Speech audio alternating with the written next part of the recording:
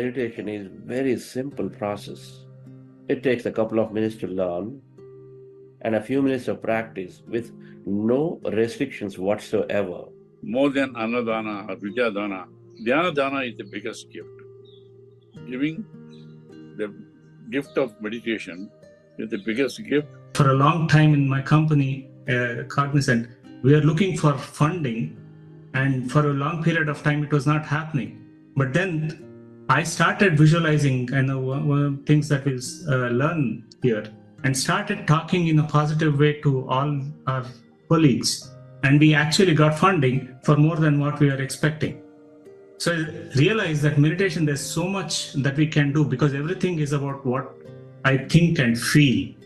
Getting into a dream job as physical therapist in USA. So I need to give an exam called National Physical Therapy Exam.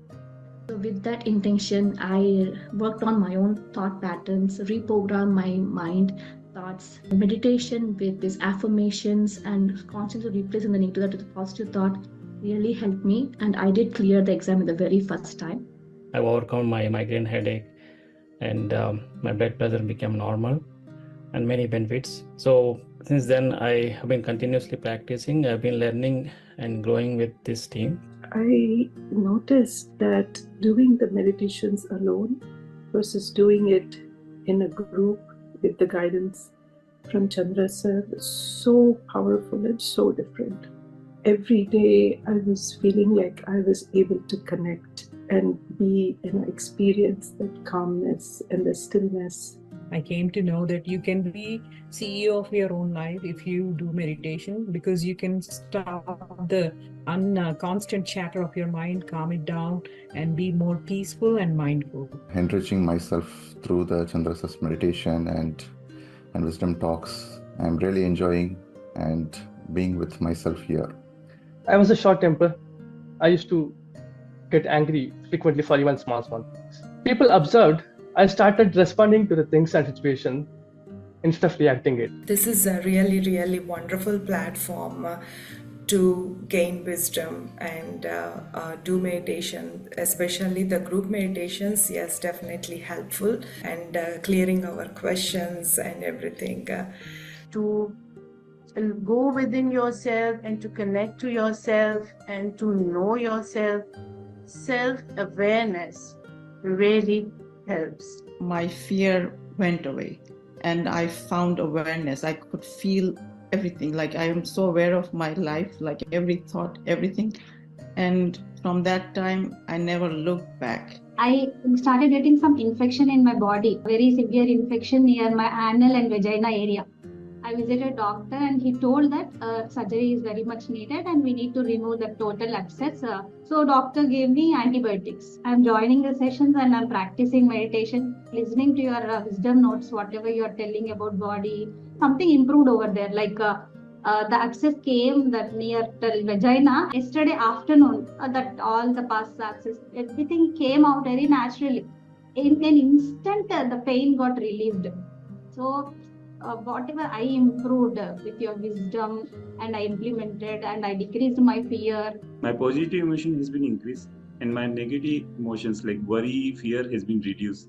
So these are one of the best profound benefits I got through meditation.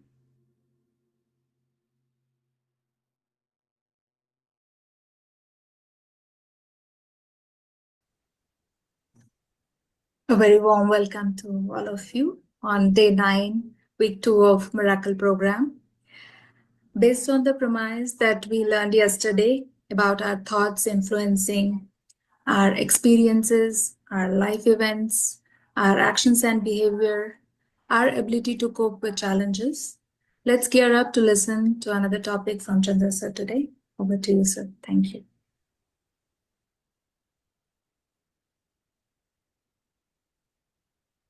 Happy morning, friends and masters. Great afternoon, evening.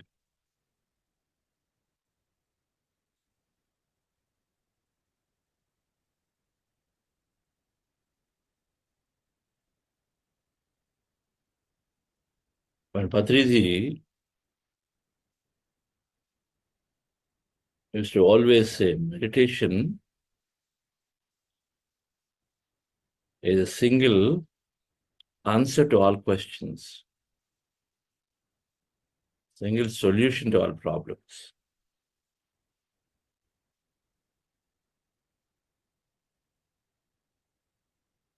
I was not getting it. Just one answer. When anyone has any problem, any challenge, only one answer: meditation. Sit down for meditation.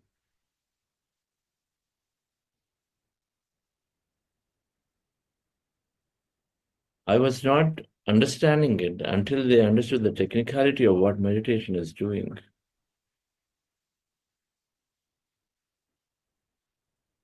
There's not just another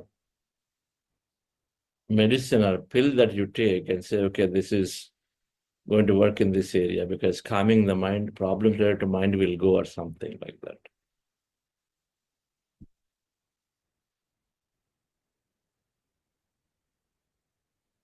If we have understood from what we were discussing yesterday,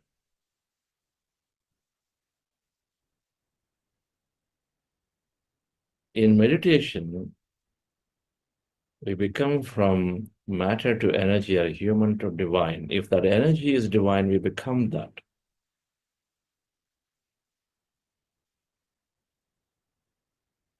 From a small frequency, we become infinite frequency.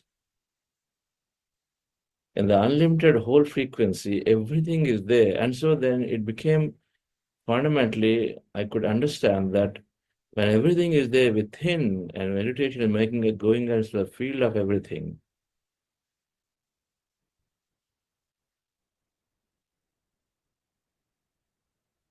then there isn't anything that's not possible. If everything is that, and something beautiful happening in meditation, our human mind, the mind that is logically holding us back, stopping us back constantly. Yeah, I say this is how it's going to happen. How is that possible? We can only see a few steps ahead. That's all it can see. This limited mind can only see these 3-4 steps because it's only based on what it learned. And then what is there to learn is infinite, unlimited. But with the little thing we will learn, we think this is how it's going to work and how it's going to solve the problem.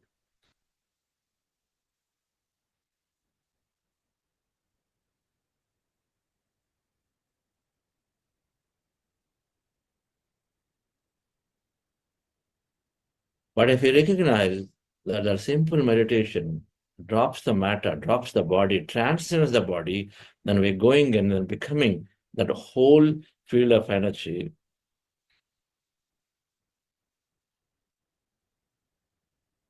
And then we are spending time there, sufficiently there. Sufficient amount of time must be spent, not 5 minutes, 10 minutes, either there. It is good enough to calm the mind so that now when you're doing next meeting, next action, you'll be calmed, and then so then you're doing it a little more mindfully, no doubt about it. But if you want to be there to access the power of it, I can spend 5 minutes, 10 minutes, I'm in a rush, I go home, and then 10 minutes with my grandma. Okay, my grandma will say, okay, but I also come have this, and that's all she can do. But then you give 2 hours of time, then she'll give you stories. She'll give you a life experience. She'll give you more things. She'll understand more about you. And so then she gives you more. Because the only thing grandma knows is to give. Same thing with meditation. We need to be there sufficiently long enough to harness the power of this field, or harness the power of our highest self, which is threading our life from one life to another, to another, to another. And so it knows the big picture. So when there are challenges, when my health problems are there, my back problems are there, my, any throat problems are there, hormonal issues are there, acid reflux are the kid, anything is there, every problem is ultimately is somewhere stuck up with lack of knowledge. Lack of knowledge, too ambitious, too much of analysis, which is constantly putting pressure in every cell of the body. Interference, it's called interference into every cell's functioning. Because cells are receiving energy from their environment. Their environment is nothing but full of that electromagnetic energy filled through the thought and feeling. And so they simply receive the signal and then respond.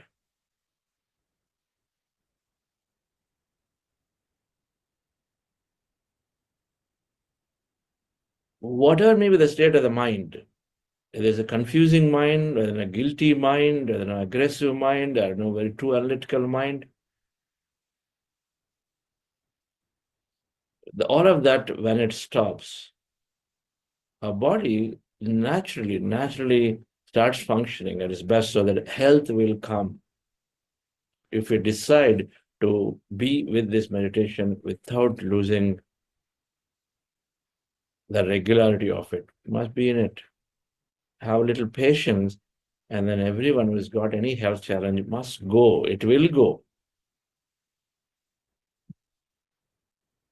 The energy is there. So when the mind itself is not going here, there, then health will come.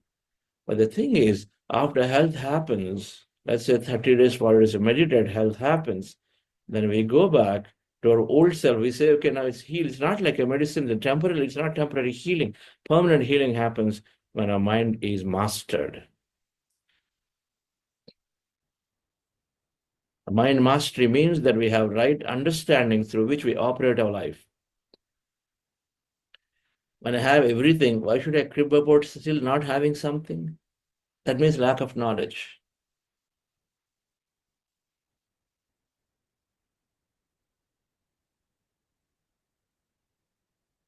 When people who are able to live their life joyfully with no roof to live, and so then why can't I live joyfully with a roof and a great roof to live?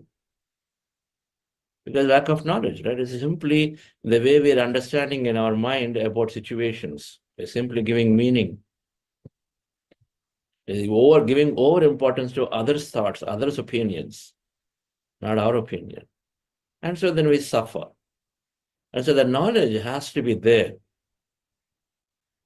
Regular knowledge and understanding has to be there.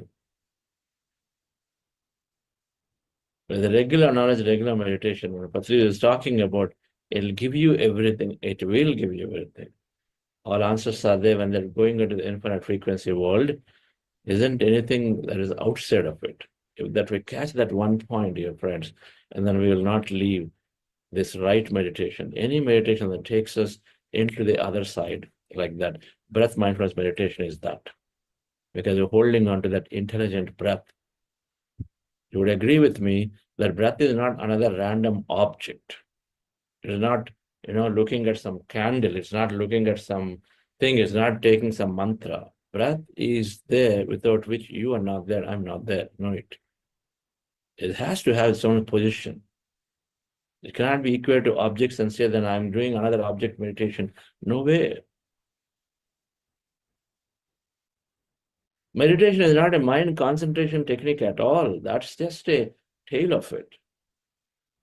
Mind concentration technique is, being on one, and so they'll get trained onto the mindfulness is one aspect of it. Meditation, holding onto the breath, which is that intelligent connecting force.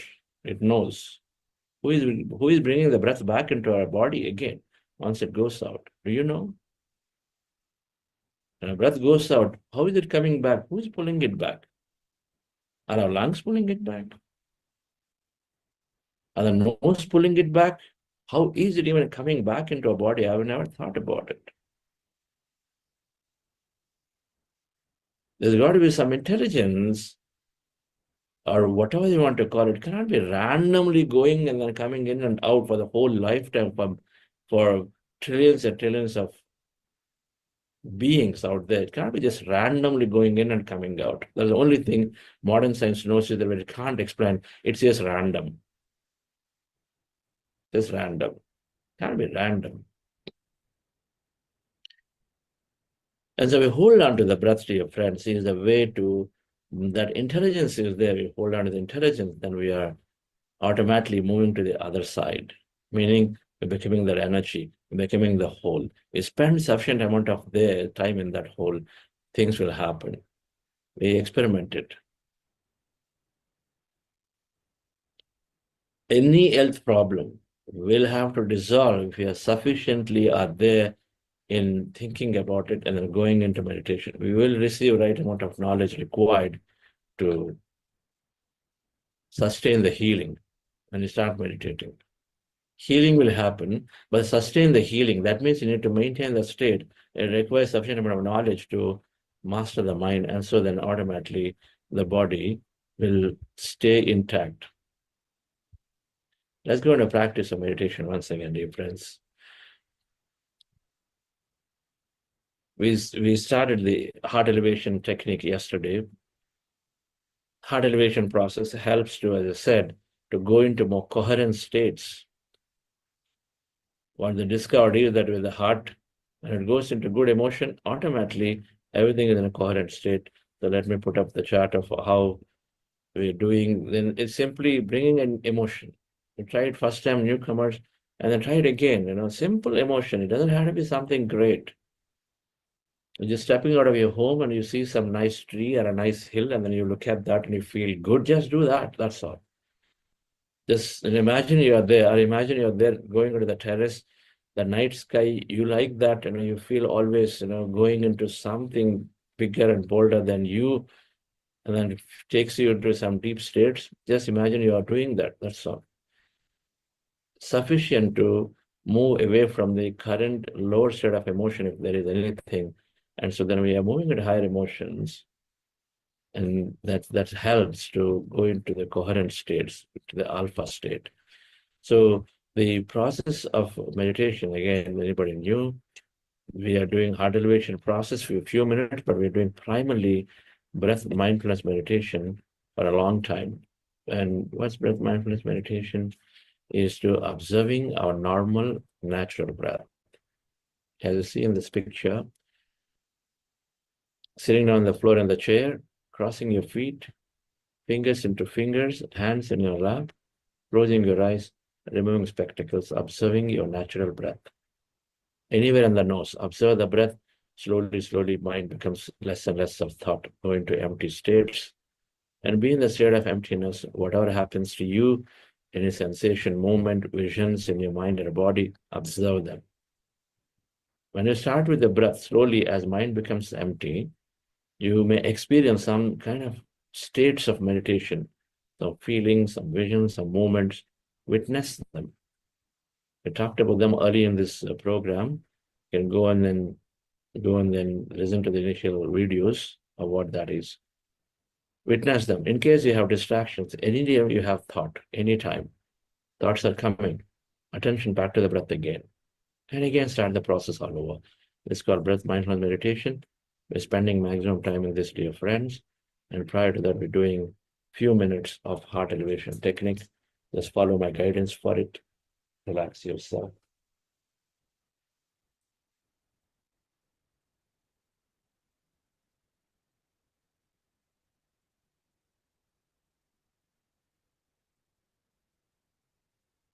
Sit comfortably. Relax your body.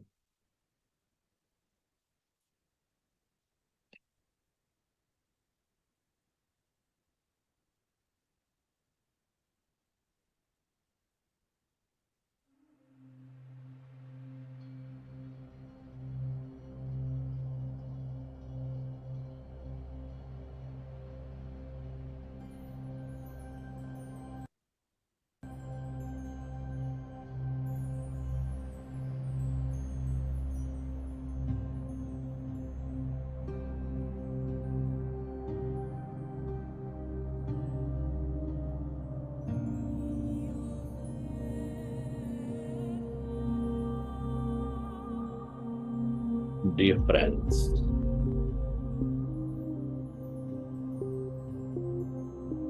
dear masters,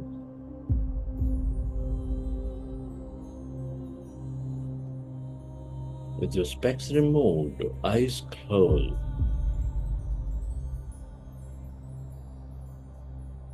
keep your hands on your chest area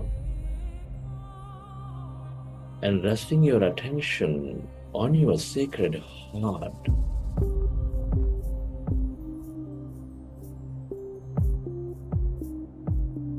Can you feel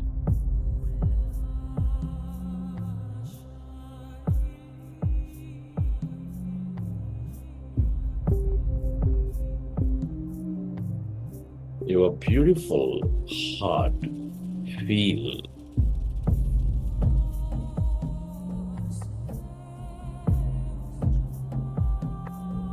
this seed of all emotions, nurturing all life with its energies of love, compassion,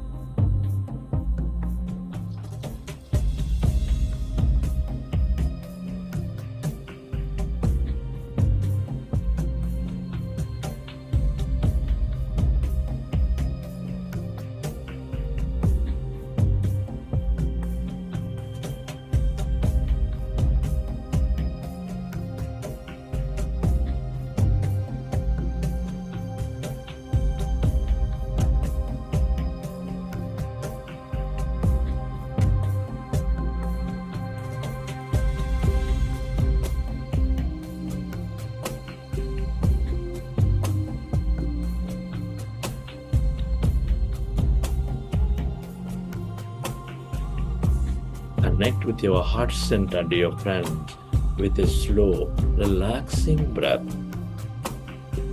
Feel the beat, the rhythm of your heart.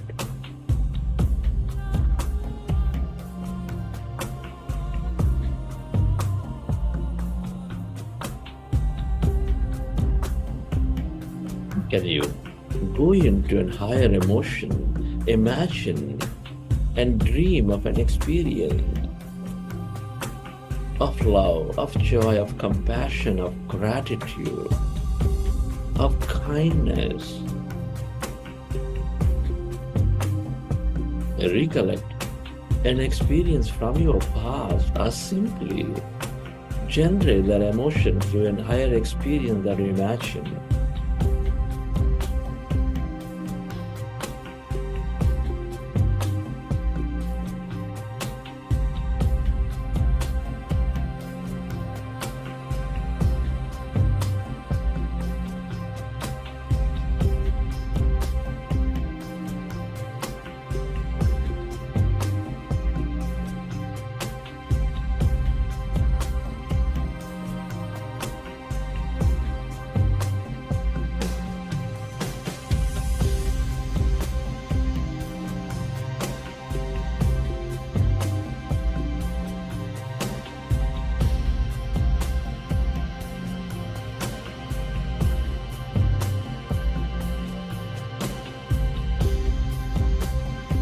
Relive that moment and feel that energy.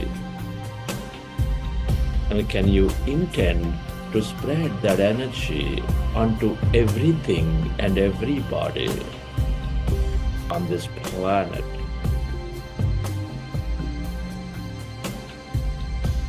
Where your attention goes, there the energy flows. Feel.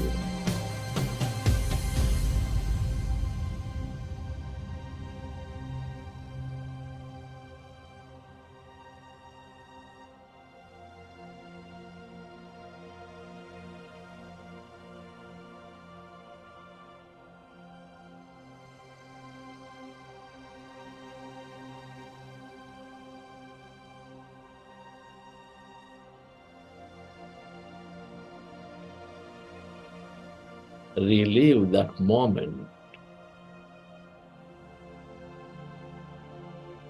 We are all deeply interconnected.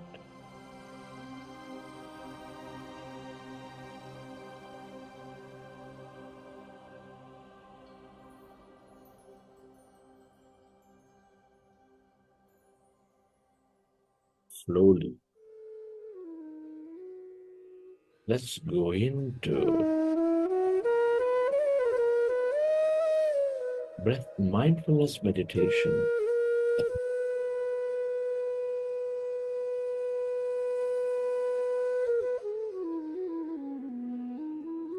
your fingers into fingers, hands in your lap, comfortably rested.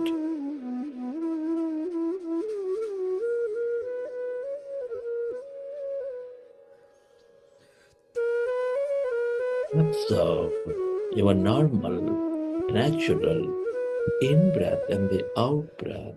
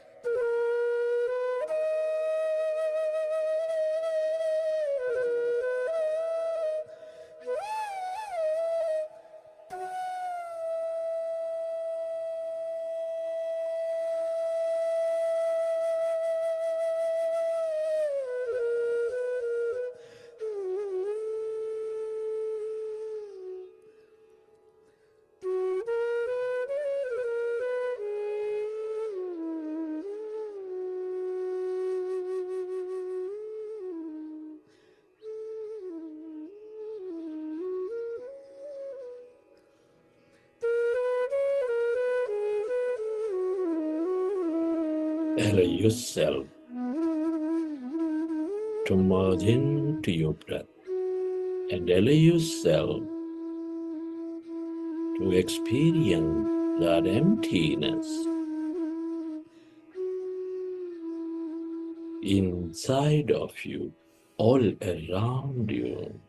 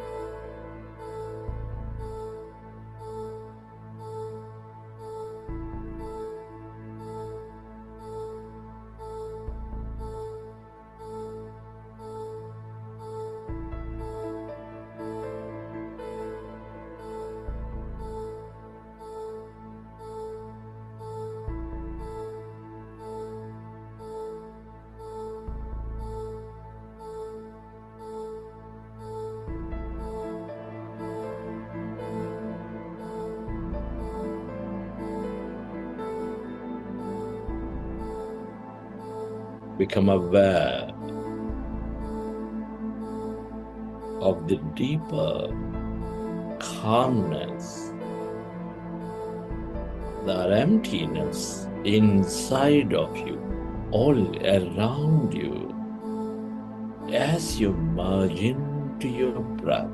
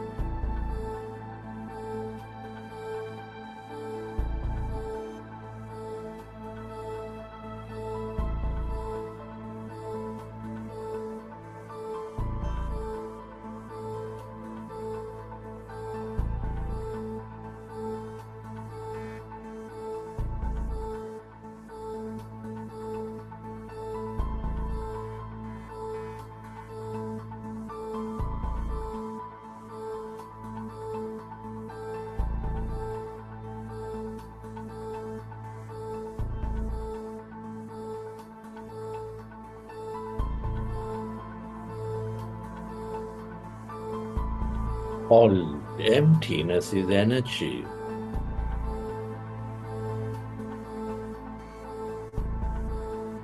This is the quantum field of energy, the field of all knowingness.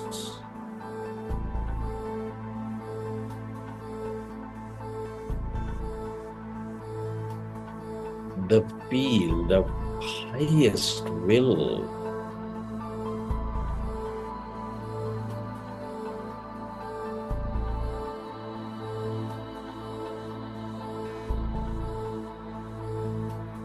The field of limitless possibilities.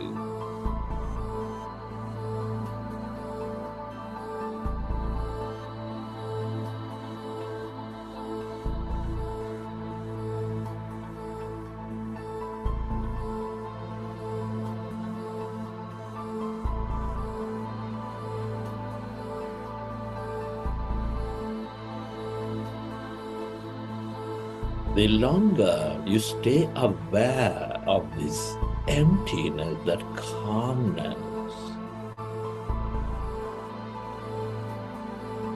the more enlightened you become, the more inspired you become.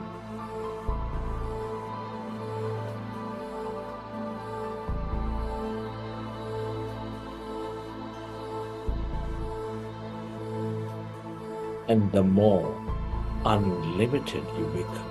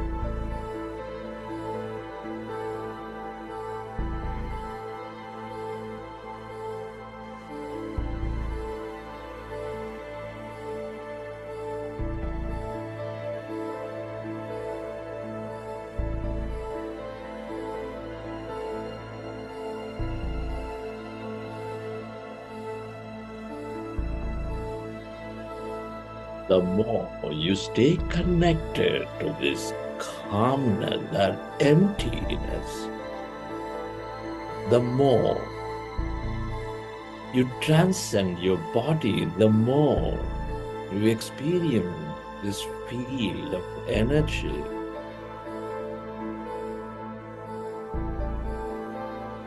The more you draw in the possibilities.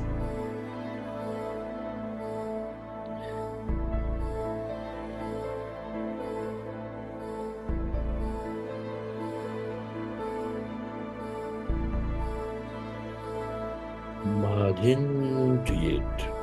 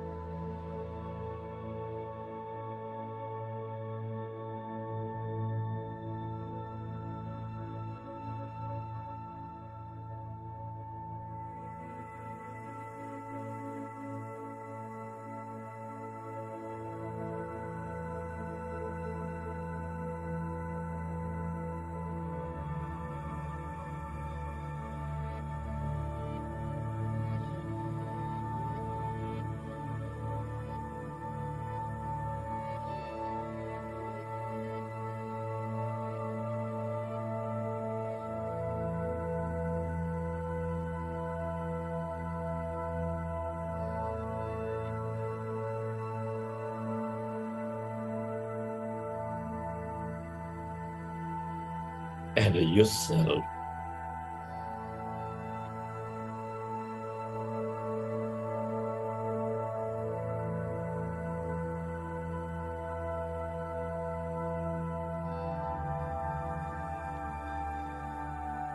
To stay connected to this emptiness.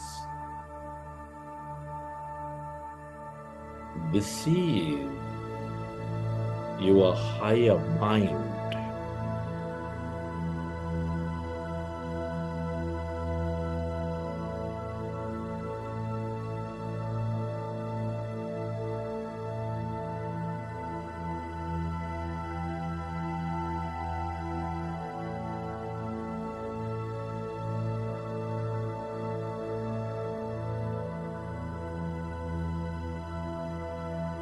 Everyone and everything is connected in this field of emptiness.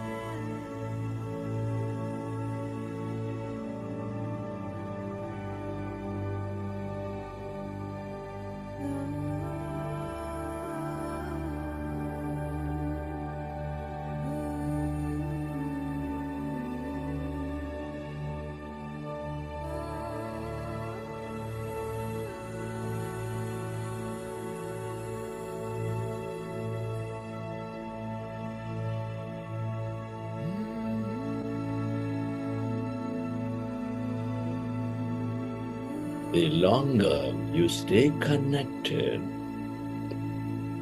into this emptiness, the more you experience your wholeness, the more complete you become.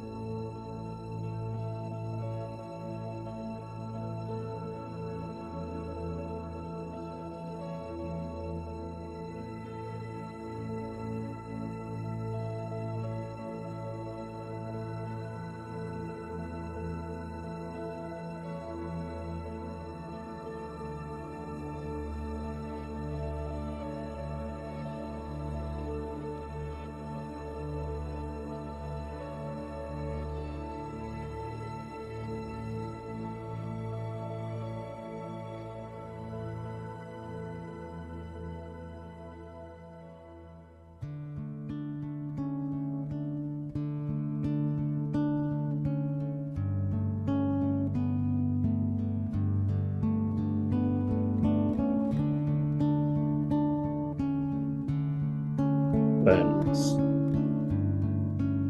it is truly an honor and privilege to be living and experiencing this life. Many are not so blessed. Can you express gratitude to all things and everyone in your life? Your gratitude to your parents, your teachers, mentors, to your family, friends, colleagues, relatives, everyone in your life.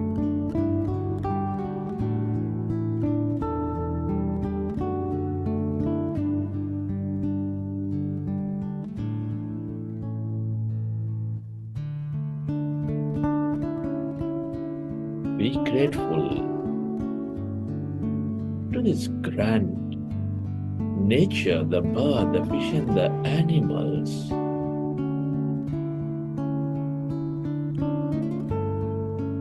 To everything you use, the technology, the system, the companies, the governments.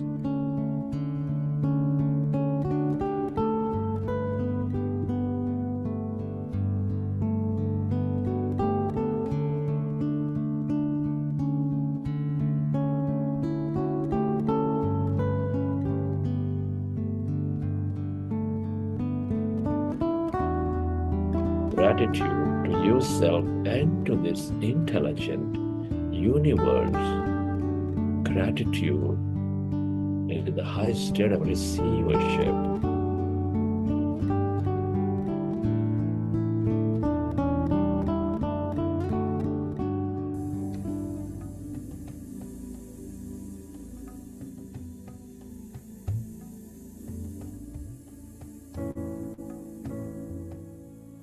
Relax your body and let your autonomous nervous system repair your body.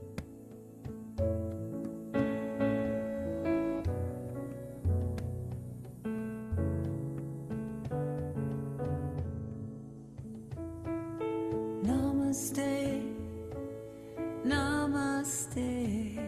I see the beauty in you. Namaste, namaste. I see the beauty in you. Namaste, namaste. I see the beauty in you. Namaste, namaste. I see the beauty in you. In your eyes I see a light that's shining through. You radiate such grace, and so I bow to you.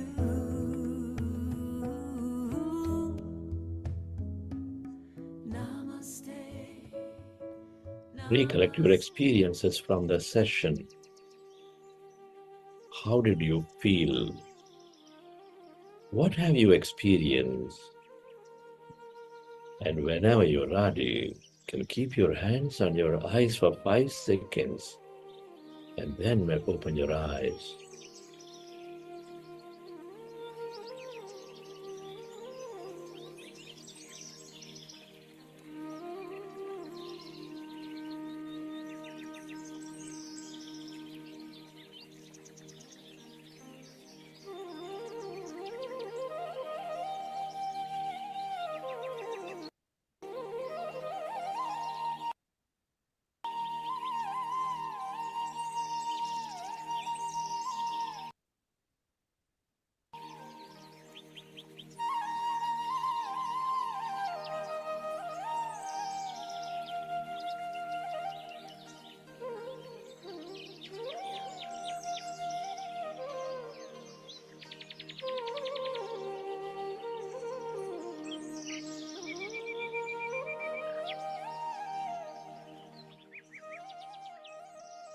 Okay, dear friends.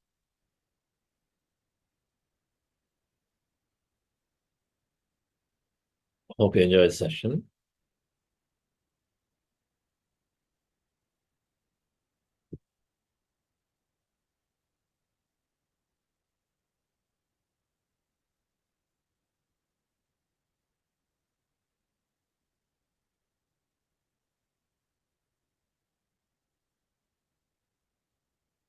We were discussing about an important concept, the nature of personal reality, how everything is created and how are things happening, how are events happening. And why am I in a situation where I am today? I have everything in my life, material possession is there, relationships are there, beauty is there, but then I'm not happy somewhere. I have this serious health challenge somewhere. I'm facing intense amount of issue with my workplace, bosses.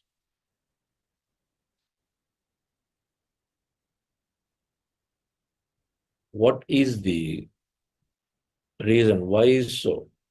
This person always seemed to do good things, but suddenly he's collapsed out of heart attack. What happened? Suddenly there's so much mud thrown at him. All these cases he got into. What happened? How come so unfair? So much injustice, so much tragedy happening in the world for this and that. All these questions come and we feel helpless.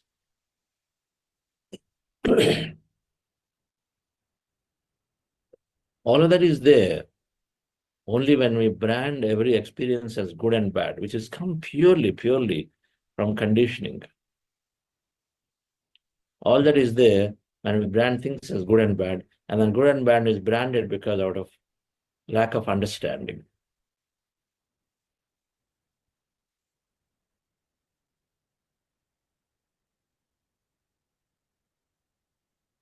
Marriage within a same caste, for many people, it is the right thing to do.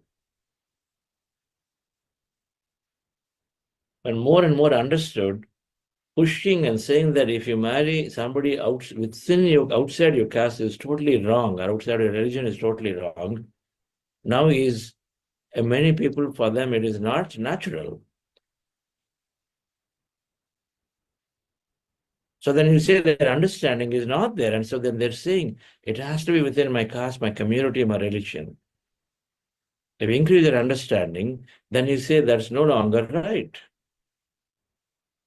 It is only through understanding what is right and wrong is clearly determined. Through our increased understanding, the wrongs drop, the rights drop. Then everything becomes an experience. That injustice, the whole thought of injustice disappears if the increased understanding. That we are here to experience life, but we're not here. When we label, everything is labeled because we have a notion of what life should be, and so we label it. This person is successful, this person is not successful, failure. If I didn't have a house by 50 years or 60 years, then I'm a failure in a community where everybody has a house. Simple. Then when you go into another place where nobody bothers about having their own houses, they say, wow, you're doing great. You're living for the moment. Look, those people are just holding on things. Here it is, you're right. There you're wrong. Here you're successful, there you're failure. Anything that changes from time to time, place to place is not truth.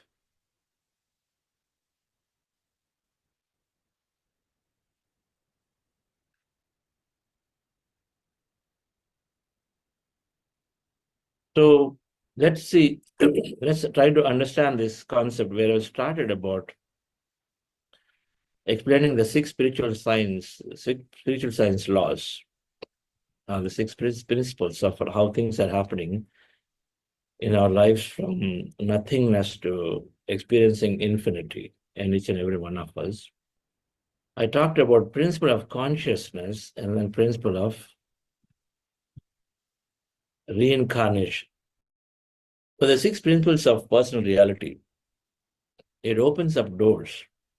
It helps us to understand situations that are unanswered.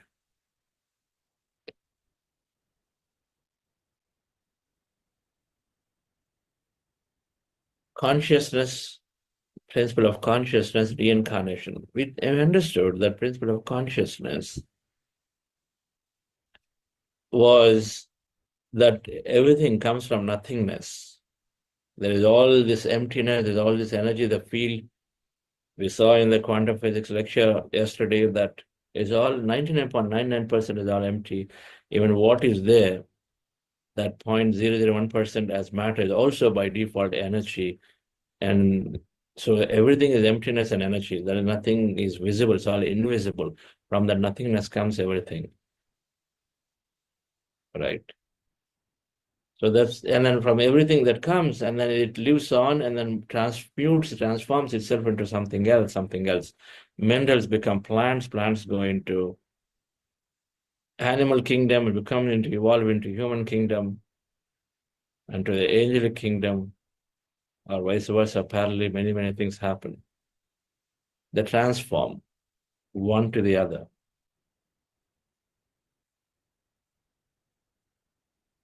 And then it goes back into the nothingness. A seed becomes tree and then becomes a big tree. Then someday that tree is no longer there.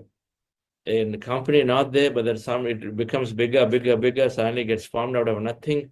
And then after a few years, it is not there anymore. It goes back and transforms into some other energy.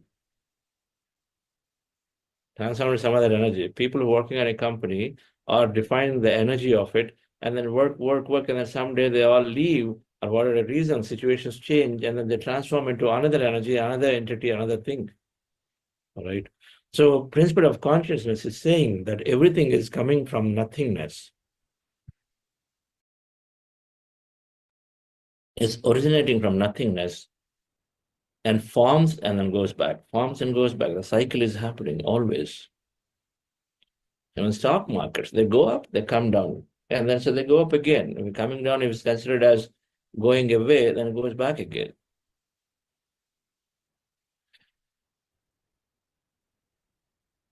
Then the second thing that we understood is that there is reincarnation. So that means we come and then take birth and then go back, and then come, take birth and go back, come, take birth and go back.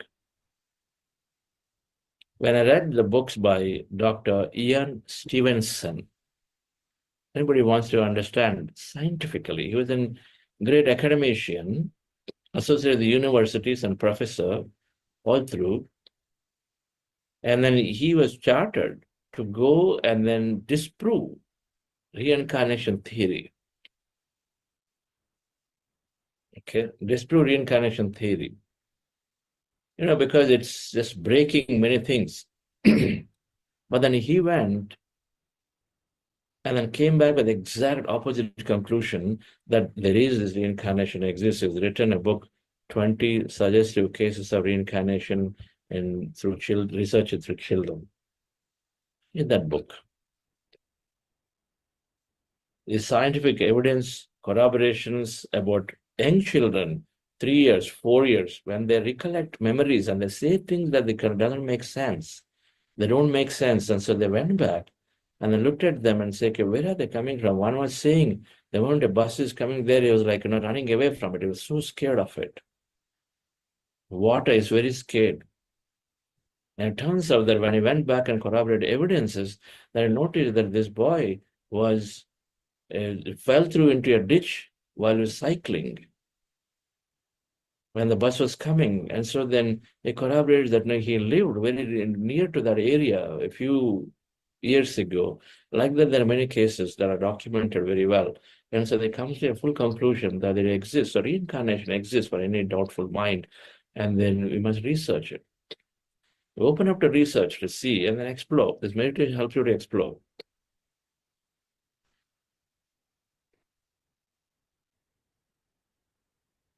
In one of my past lives, I was a reformer. As a women reformer, wanting to do many things. And there always people who was moving around. Must be some Western, because the clothes that I was wearing were like that. But then later, I recognized towards the end of the lifetime that whatever I wanted to do was to do a lot of writing. It was very, very clear to me that I couldn't do it. I couldn't present what I wanted to do in the writing, which I didn't. And that is how I left my body at that time.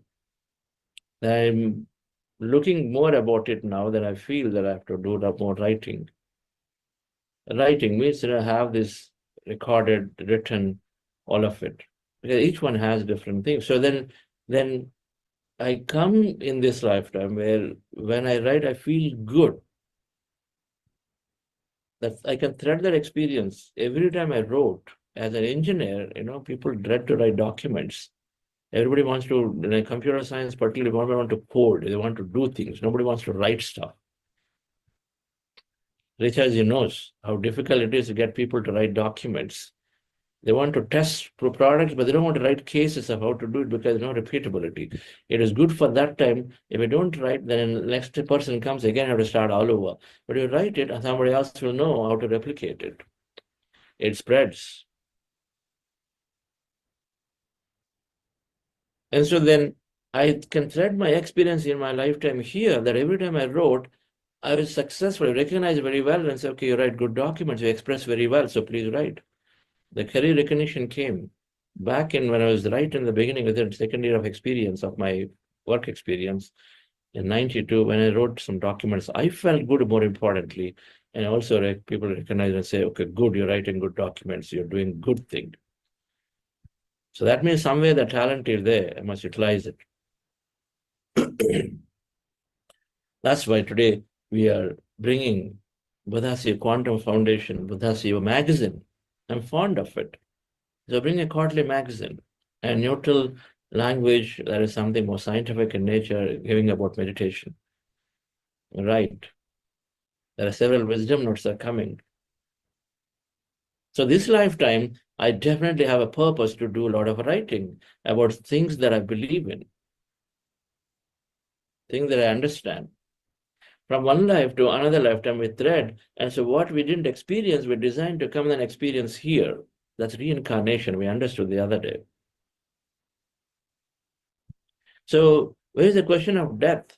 The question of death must exist when you understand reincarnation is there. People in the old age where the body is no longer cooperating, and then the right way to leave the body is to have this highest understanding that this is not the end of it. Because many people feel guilty, feel sad, feel bad that, okay, in my prime time, I could not do that, I could not do this, and they regret it at this later stage of life. I didn't give time to family, I didn't do enough things, I made very poor decisions because of me, so many people got into trouble, all these kinds of thought. I used to be in the middle of everything, but now here I'm not doing anything, and I'm doing a regretful, helpless situation, a wrong way to live the body. Because if what you live with, what kind of understanding you live with is what kind of life you recreate again. And so then if you have this understanding, say, okay, what has happened? Now I recognize that I'm going to have a greater life. Like if I want to come back, I can come back and then live again. Or I have so many dimensions out there. If Earth is one dimension, 0.1, less than 0.1 frequency, there are so many dimensions. Could it be possible that other dimensions exist? What does science know about human body? Science is great, but it knows very little about human body. It knows very little about it. So we can't say with our limited understanding, there's no life elsewhere. How can we say that? That's being irrational. That's not being scientific temperament. And so we are open about it, that there could be life elsewhere, there could be different dimensions, so there could be something else going on. Then we tune into it. We start receiving and reading. Enlightenment is to recognize that I know very little. And I'm there constantly to learn and learn and learn and learn and learn. That's enlightenment, sufficient. So we understood the principle of reincarnation is that we come and go, come and go. So if we come and go, then dear friend, the more we understand this, the more we come to a conclusion that situations, we overcome situations. There won't be problems anymore for us. I'm coming and going. And one lifetime, I was like this head of the village who ensured, we insisted, we pushed people to see that they get married within the community only. And I've troubled so many people. I did this. In another lifetime, I'm doing exactly opposite. So you learn from experience. Okay, that is there, this is there. What is right? What is right? In some cultures, exposing waste is not right. In some culture, exposing legs is not right. What is right? How can you tell what is right and not right? Right. So where the culture says exposing waste is not right, so then you are wearing something, covering it. Where exposing legs is not right, you're covering it. That's what it is of the culture. But it differs from place to place. In some culture, having a glass of beer is completely wrong. In some culture, it is okay. Now, if we say that's wrong, half the world is wrong. Wrong and right are simply being decided by the society, the culture, in some cases, twisted religions, many people who wanted to twist things for their favor and then put all those things. It has to come from inside. What is right and wrong? Our inner is telling us in any given situation. Okay. So reincarnation will help us to go beyond situations, to see them as experiences, not as right and wrong experience, good and bad experience, success and failure experiences, because they're simply coming and going and we're reincarnating to do things, different roles, different things we choose and then do, as male and female, as a successful person, as a rich person, a poor person. A person who has all the knowledge, all success in academics, but then later come and then bang, completely fails in the work life, could be just another experience. Fails meaning it doesn't seem to have good experiences or the way they wanted to have. They want to have something, they'll have something else. Experience that are against what they wanted. So then comes the third thing, dear friends, is principle of cause and effect, or the karma. Karma is saying that when I'm here to experience, like a movie actor, I'm coming and doing different movies, and each movie is a lifetime. And so that I'm here, and then I'm playing a role in a movie, I should do right in that role. That's all is this cause and effect. I've got a role to play in my company. I must do to the best possible the role I must play. If I'm a CEO of the company, then my role is to enable everybody to grow. Their only role for everyone is to see that my role I play right. And how do I play right? I experience my role to the best possible emotions and all of that. I allow others to experience also. I give them the best facilitation so that they too can experience it. Not by forcing, not by interfering, not by killing. That's when you don't allow others to do. You push everyone to do for you, but that's where the law of karma, the law of cause and effect is saying that You play your role right, and all our roles are always there for us to experience our life greatly and allow others to experience their life greatly. Not experience our life at the expense of somebody else. The nature law is that free will and freedom is simple. What you want for you is what others want. Pretty simple. So if I want a lot of enablement through wealth, others also want. Give it. Let them also have. Don't try to be very greedy to make them all work and then you have everything for you. That's greed. So then, of course, there is a consequence for it then. Law of cause and effect is saying, if you are troubled today, there must have been a trouble you created for somebody else sometime. Just recognize it, that's all. If I'm going through a lot of backache, significant backache, I must have broken backs of many people in the past. Just simple, have an understanding and say, how can I then change this situation? How can I learn from past? How can I forgive? How can I seek forgiveness? We simply put an attribute, a stress as the cause and say, because I'm so stressed and so this is why it's happening at a physical level. But the sciences are talking about there is a deep cause. Why I keep getting into stressful situation is because to experience this pain in the body, because there's somewhere else you chose to come and experience pain in the body. Because you wanted to learn through it and say, if I'm going through this and it's so difficult for me to do, I will say in that moment that I should not want to see ever anybody in the world should go through the pain like this. So you're learning through it. When I'm going through intense pain, that's what we say, right? I don't want to ever see anybody go through this, man. Even the enemy should not have it. Right? And so for learning, we go through situations. How do I learn? When I go on harming things, and I don't learn from it, and I don't want harming, I don't want stopping people from, animals from living. I don't learn from it. I know it's not right because they're also struggling and suffering, but I don't write it, but do it. And so what do I learn?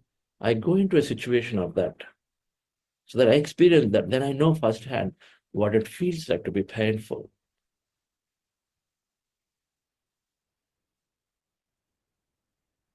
If an animal is separated, a mother of an animal is separated from the children, and they're not there, potentially that might happen if you do this again and again and again for whatever fun and sport. At some point, potentially your children may be separated for things that you feel bad about it, not knowing, but the root cause is somewhere there. Out of power, somebody has pulled away, dragged away the children, maybe at some point, and then moved them in as slaves and workers somewhere. Then it has to show up as another cause. So what is it? Law of cause and effect is always coming back.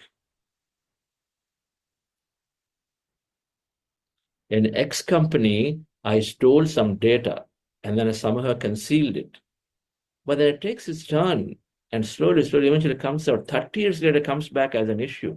Now, do you say that I didn't do it? You know it. Yes, I did it that time. So if the punishment comes, you accept it because you agree to a loss of this land. You can escape now. And all these scandals in stock markets and this and that, they come out. It happened 20 years ago, but they come out eventually. They have to pay for it. That's effect. So, dear friends, the only thing to is there's nothing to lament about our situation today. Law of cause and effect is saying if I'm going through a tough situation, it must have been a chosen situation by me to learn through this and say, what is that I'm learning in this? That's all we have to look at. What's my learning? More patience, more enablement, more openness, and all these learnings that we go through.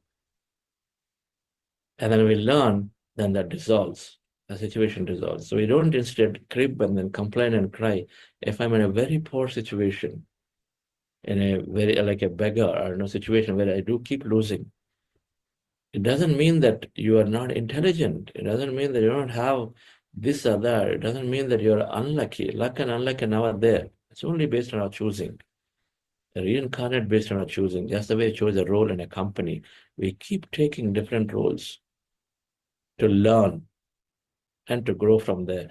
So luck now is there, dear friends. The moment you understand law of karma, you stop doing violence, you stop interfering into people's lives. Even if they're children, you don't force them to do what you want to do. Non-interference, non-violence, non-violence, and non-killing. Three things we stop when the moment law of cause and effect is understood. Non-interference, through a thought, we don't do. Let everybody live their life. Give them pros and cons if you want to give, but let them decide and let them live. Don't influence, don't force to the authority. No, of course, physical violence, and then no killing, last thing. Not only to humans, it's for everything. So the point is that minimize the consequences of your action. That's what it is. Go into the righteousness of your think what you need to do it in law of karma, and then recognize the problems are there only for us to learn, and then our situations are only for learn, nothing else.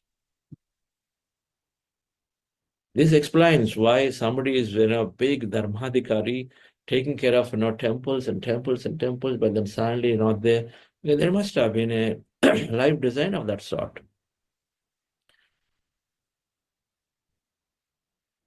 With an intense amount of goats have been sacrificed in rural areas. Intense amount of goats are sacrificed. An innocent goat has been sacrificed for various things. For your, blind belief, then there is got to show up, that calamity show up, that drought show up, because mass scale killing happening, and so mass scale, that the drought shows up. Mass scale stuff along the sea coast, the tsunamis show up.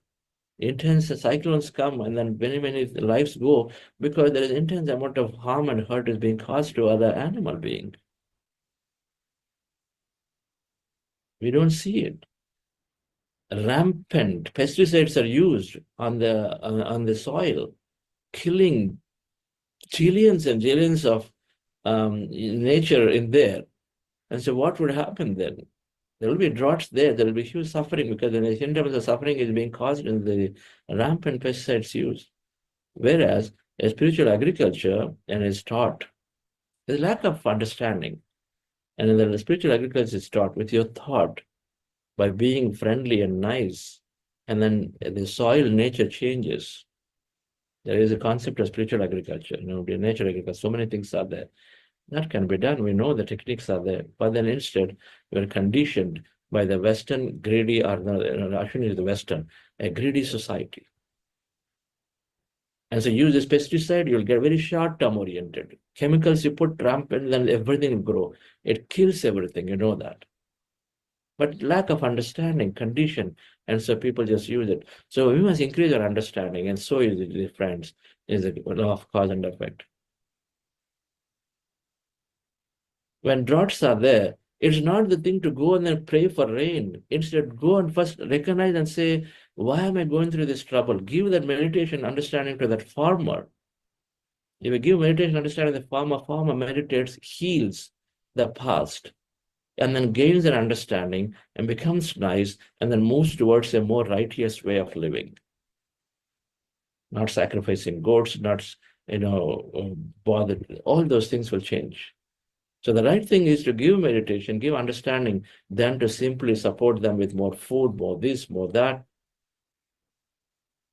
Give food, no doubt. Of course, we have to have food at that moment, but give meditation also. Then you are permanently helping them to transfer all their challenges. Otherwise, you have to go back in a week later and then give them more food again. To go on doing it and make them dependent on you. Or when you are there, along with the food, give meditation. That's why in every pyramid movement's place, there is food is given free. When you organize functions outside, if you are organizing function, don't think about cost, give the food, no matter who that is, and then you give them knowledge.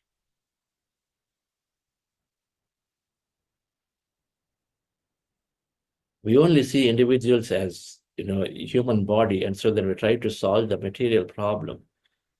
But it solves the knowledge problem, and so then automatically, then they do the right thing. right? So the principle of karma is saying cause and effect, consequences are there.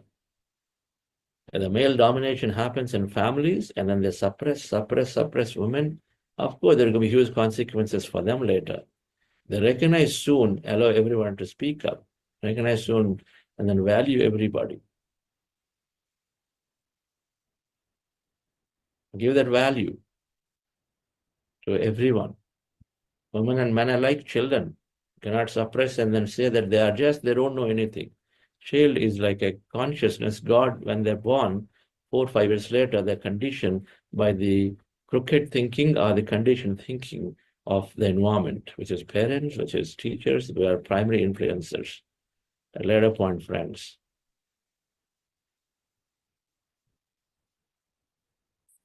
So a blind man cannot lead another blind man. It is not possible. And so then it has to be there. The knowledge has to be there from the root.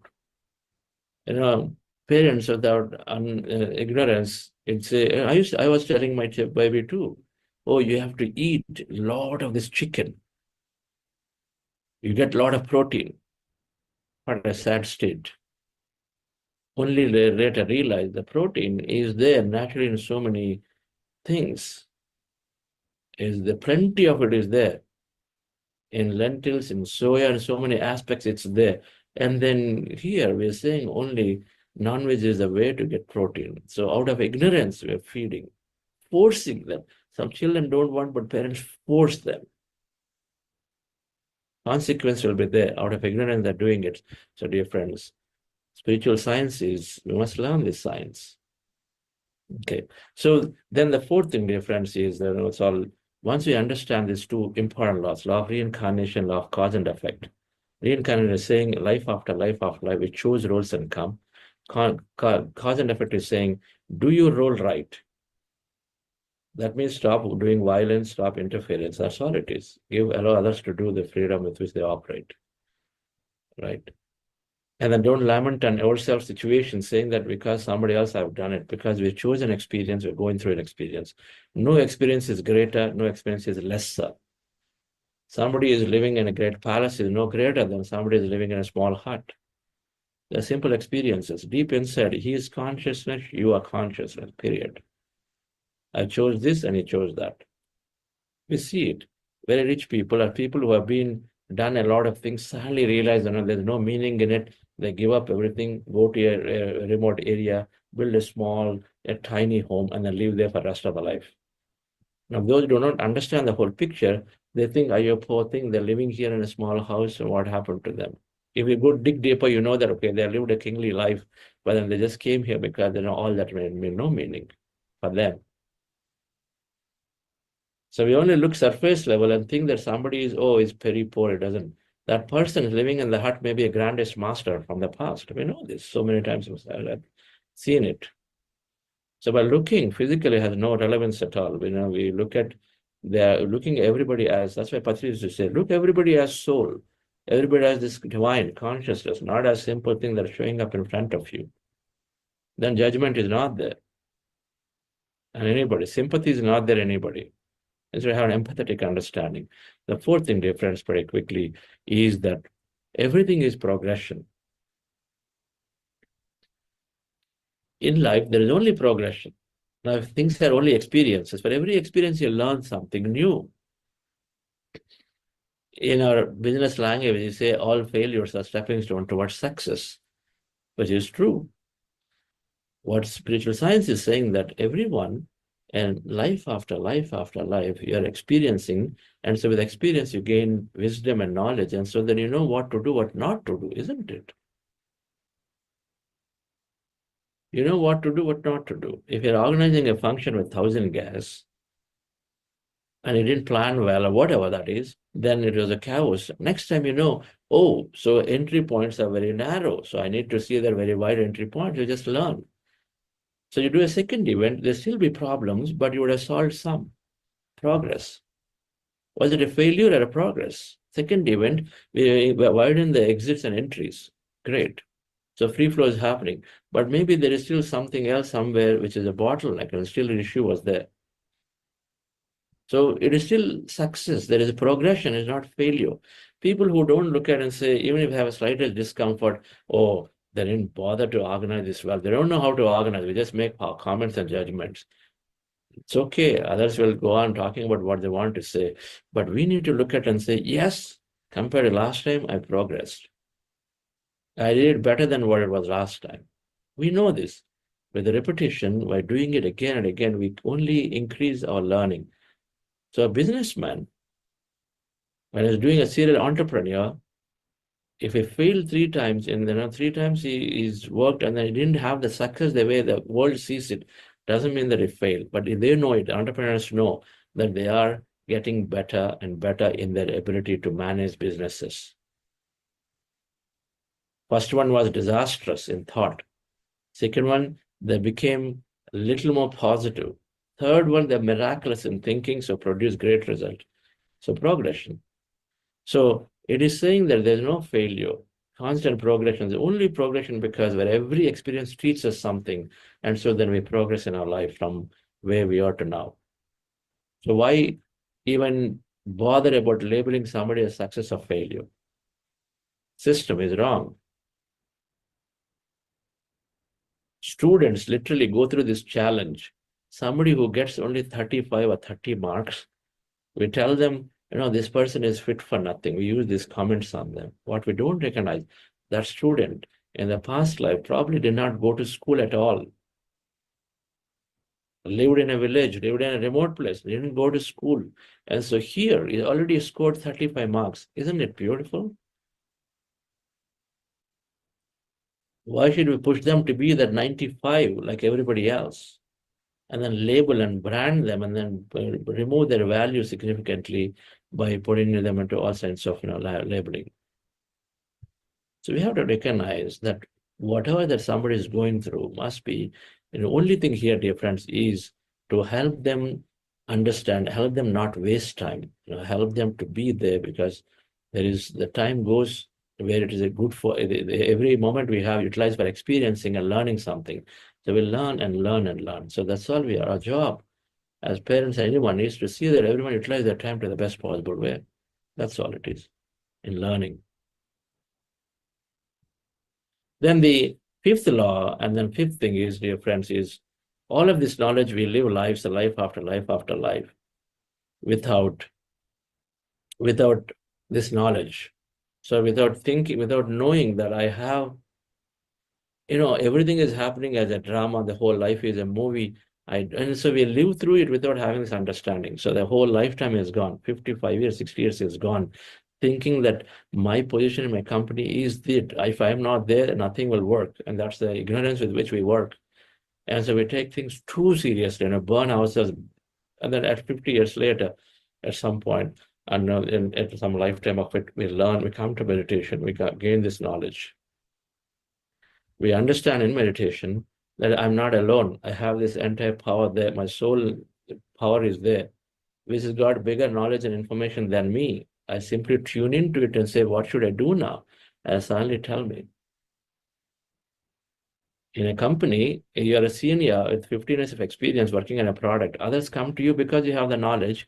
You can live through the 15 years of history. You can tell where the problem is readily. The same thing, the soul or your higher self, which has the knowledge of all lifetimes, then it can readily give you a clue of what you should do next. So you sit in meditation, go into that for an answer from inside. Just like how you go into your 15-year experience in a company because you know the answers of the situation. As simple as that. So law of yoga now is helping us, meditation is helping us to go inward for answers. There will be right answers, quick answers. Otherwise, they're hard labor.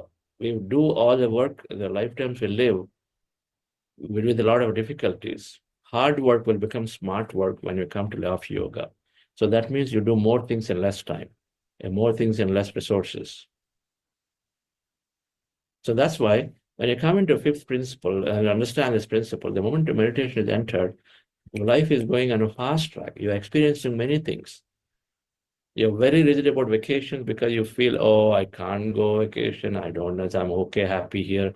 Why should I go to another place? Trouble, train journey, this, that, everything like that. But in meditation, you're looking for newness. You say, yeah, I want to go there. I want to do this. I want to do that. So you start, because open up and then do many things. So you are going into a fast track. It's called catalyst. So law of yoga and meditation, when it enters into somebody's life, you accelerate your life experiences. It's like catalyst, like chemical catalyst is there, which accelerates the reaction time from months to days, or days to hours. And so same as meditation. It catalyzes. So ordinary becomes miraculous. You are living ordinary life, you live miraculous life. Things that are unexpected, you start doing it. That's the word. People say, miraculously I healed. Miraculously I got that seat. Miraculously I traveled. Miraculously I got the money. We use these words. Life becomes miraculous. We experience uncommon. And then the last thing, dear friends, is that with that understanding that everything is simply a role I play, I choose and play a role for learning, for nothing other than that, not to prove to anybody, I learn. Success, failure are only intermittent states. They're only a given point in time. I was a failure in my company until 13 years, 9 months. Failure means whatever I was looking for, ultimately investors invested, and then we were still losing money until 13 years, 9 months. 13 years, 9 months later, in the 10th month, my company got acquired, and so the investors got money, employees got, so then comes suddenly world recognizes and says, okay, this is successful. So was it a failure till 13 9 months? Because that business success was not there, acquisition was not there. If you look at a time frame, a small, then you say, okay, you're failing at potential depending on it. But if you look at the increase of horizon, you always see that there is only progression is there. Failure is not there. Okay. Failure is not there. And so then we recognize that we are simply living life after life, experiencing after experiencing. Nothing is a failure or a success. Everything is an experience. There is a true meaning of becoming equanimous. Becoming equanimous to experiences, samasthiti. That's what it means, samadhi, equanimous state. Of every experience of life, become equanimous. You know, we're not either perturbed because too much joy is there. We're not crying because suffering is there. Both are equal. Right? True meaning in Bhagavad Gita, Shubha Ashubha Parityagi. Shubha Parityagi, Ashubha. Shubha is there, Ashubha is there, but we don't go beyond them. We understand that. And then principle of nature, the unlimitedness is saying that the field is unlimited, limitless. Limitless knowledge you learn, limitless experience you have. Go about acquiring knowledge, go about experiencing life greatly, right? No limitation. That's really the understanding we come to, and so life is unlimited. While we are very, very righteous in our living, as we understand law of cause and effect greatly, right? So with that, dear friends, we move, we transform. When we have this knowledge, and then when we understand this knowledge and experience through meditation regularly, then we are moving and then saying we are everything, we're not nothing. We are eternal. There is life continuity. So death is just a passing stage. Don't worry about it too much. So what? So what if death comes? Why not? Okay, go to the other dimension and explore. Everything is a problem, so it's not luck, it's self-creation. I choose to experience, and so I'm going through it right now. I caused some issue before, and so the consequence I'm doing right now, because I agree to a law, and so I cause against the law, so I've got consequence now. I agree to it. So it's self-creation is not a luck thingy. It's not unexplained. Luck is when you don't have the time frame and visibility. So bad luck while they're going through. But if you dig deeper, there is something out there. Problems are not there, learning is there. Failure is not there, progress is there. Ordinary moves to a miraculous life, limited life moves to unlimited life, dear friends. So this is the 6 spiritual sense laws, is how we transform when we have this knowledge. Thank you very much for understanding these important principles. We will, with this backdrop of this, we will, of course, have several topics to cover. Whatever that we're able to do in the rest of the program, we will do. Any announcements, Richa madam? Are you there? No, sir, no announcements for today. All right. Okay. So thank you all. Have a wonderful day. Anybody has questions? I'm staying back here for a few minutes after this short break.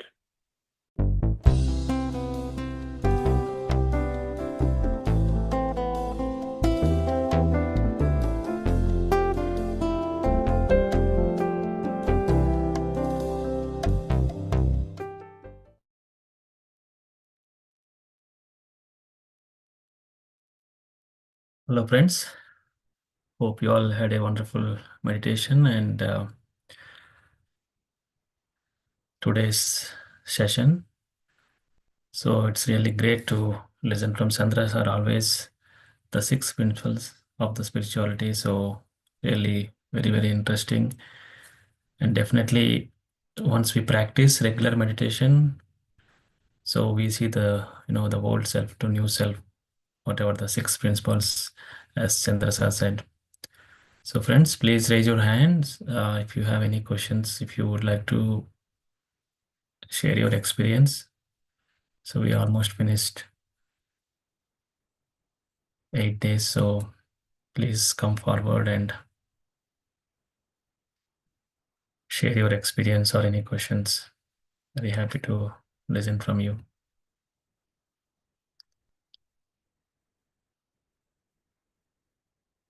So, Yeah. Yes, sir.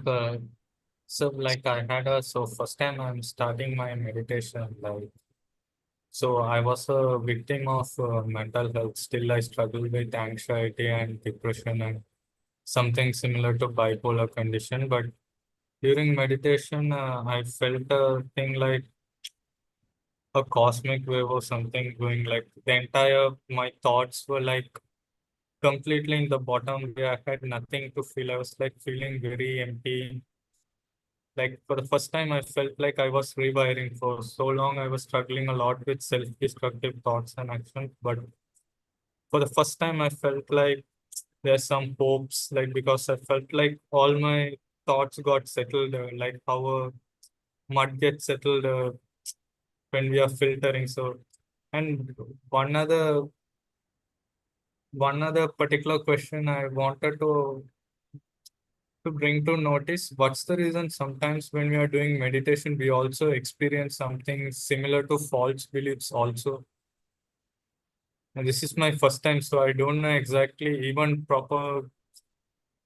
I had never seen much meditation. For the first time I'm listening. These are the 8 sessions that I have brought myself to be consistent in meditation. Till that time, I have tried just 1 minute or even less than 1 minute, or sometimes I don't do. For the first time, I'm going beyond the allocated time. So for the first time, I got some good experience, and on the other hand, I also felt some false belief coming out of that. I want to get an explanation. What's the reason sometimes we also experience false beliefs? Okay. Thank you, sir, for sharing your experience. And so whatever you experienced,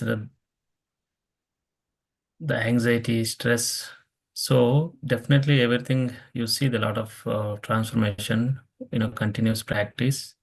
The first thing, the anxiety and stress, be in the present moment instead of, reacting, respond things.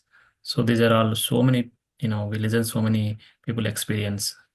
So first week of practice or second week of practice of this meditation. So, and coming to your question, the false beliefs, can you give me some examples? Like false beliefs means since I grew up in a very orthodox environment, I only came up with a mindset like you can't, you will never. But sometimes still when I do meditation, also like the same way how it gets settled, on the other hand, still I feel someone coming and telling me like again and again, they are reminding me like, you're not supposed to, this will not happen. Only what I was told from my small days only will come back to me. Right.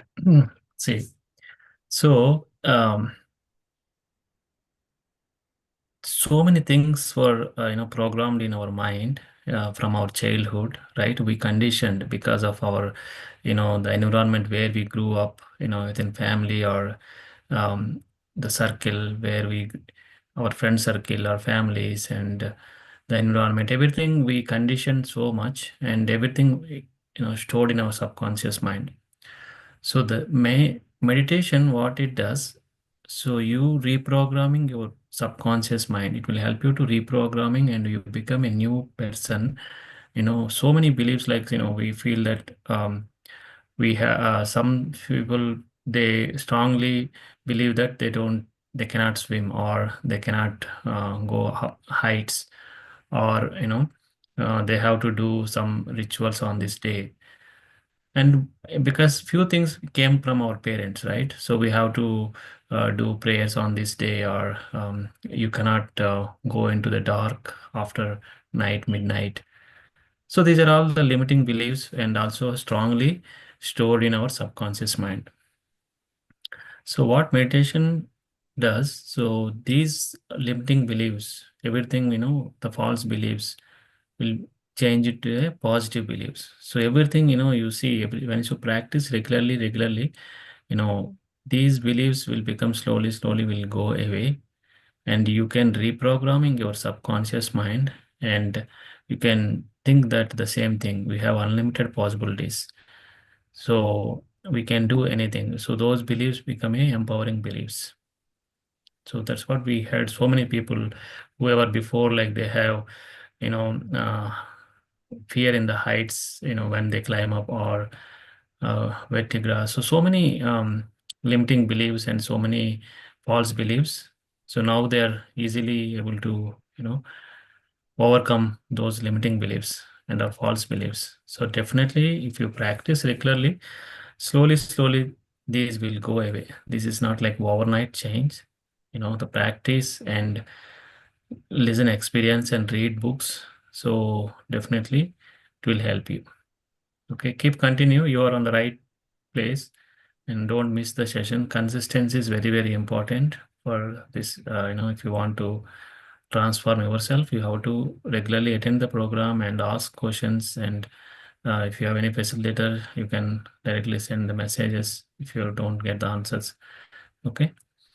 Thank you, sir. Thank you very much, sir, for your clearance, and also I thank for organizing such a good session where I was able to keep myself calm for more than my expected time. Thank you very much, sir.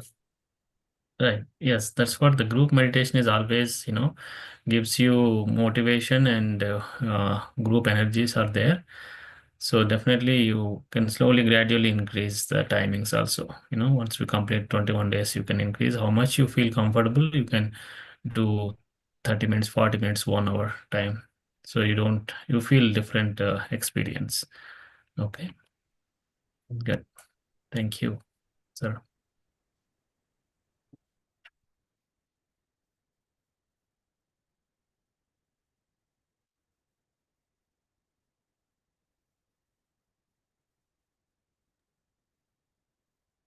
Your friends, anyone else? Hello, friend. Yes. I think we had such beautiful sessions this last. We have, trying to see if I saw some position. Can you hear me? Yes, your voice is little breaking up, but it's Okay, how about now? Is it better now? yes. Okay. No, that was great sharing, Murugan sir, because is it still echoing? Little bit. Yes. Okay, let me see.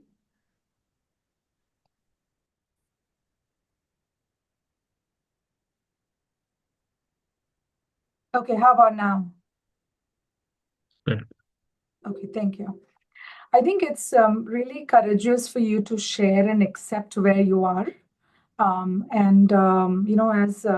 Ramesh sir beautifully explained, that, you've created this personality, right? We all have, depending on, where we are born, what society we grow up, who you associate with. So we've built this personality. So even though, some of the belief system, everything is great, whatever is serving you. But some of the stuff, as said, we'll talk about limiting beliefs and unlimiting beliefs when Sir talks about manifestation. So that's when you know that everything that you learned, good things like being truthful, being hardworking, those are all good beliefs. So you keep them. But some of them that is not serving you, for as you said, that, oh, I can't do this, or I'm unable to do that. We limit ourselves, right? Because that's what you are conditioned, either through schools or your family or your friends. And now, once we understand that you're not this body and you are this unlimited potential, you are that energy. So once you realize that you are unlimited, you have the same opportunities what others have, and how you can take advantage of those opportunities, how you can create the new reality that you want, because your thoughts and your feelings and your emotions create your reality, right? So that is what Sir is explaining slowly and steadily. And of course, to dissolve what we don't want, meditation is the best way. Because once your body comes under that homeostasis, all of that slowly and steadily you will get rid of. You can imagine somebody rebuild their spine. Somebody is rebuilding all these organs. Then what is mental health? Nothing. Once you do daily meditation, reach out to your facilitators just like you came and asked question, right? Because this is a platform we're only looking at how we can live to the fullest, how we can make best of our rest of our life, right? So you can reach out to Ramesh sir, Richa ma'am, myself, and have those constant questions anytime you have any doubts, anything that you think that, oh, this is what I kind of think. So you can always reach out, and of course, all these things that we've created over years, right? It is going to take time, right? When you put the seeds, you're not going to get the mangoes the straight day. So it's a sapling, then you kind of take care of it and make it a way of life. So as long as, as Sir says, you read books so you can keep increasing your knowledge. And once you have that knowledge, your sufferings will end. How we are mentally, emotionally, we all are suffering, right? Oh, I don't have this, I don't have that, I wish I could do this, I couldn't go here. Who doesn't have anxiety and stress today? Right? We all do at some point. Even reaching in one place or taking care of our family has become stressful. No one says, oh, I'm so joyful to have such a big family I can take care. Everybody's stressed out. But we may not say it because we've become a smart human being. But at the same time, once you realize, how grateful we are for these things, how we are also constant work in progress. So you're no different than any of us. So you're at the right platform, daily meditation, reading books, and listening to others' questions. With you asking that question, all of us are benefiting because I'm reminding myself too that it's okay, So thank you for that. Thank you, Ramesh sir. Thank you, Sonaji, for a wonderful explanation.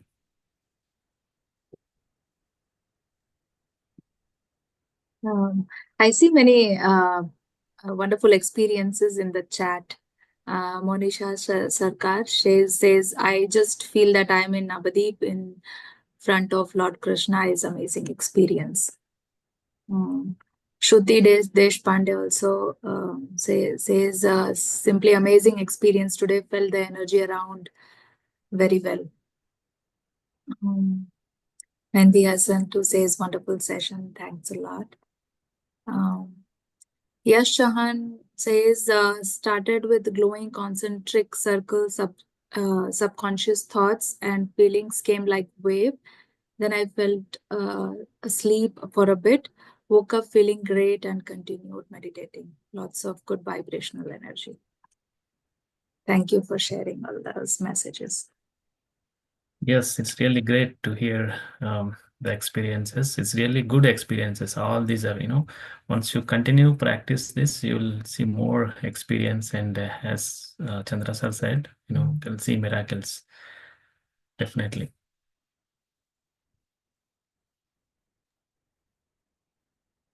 Mukul Goyal sir, you want to unmute yourself and speak? You also have shared your experience.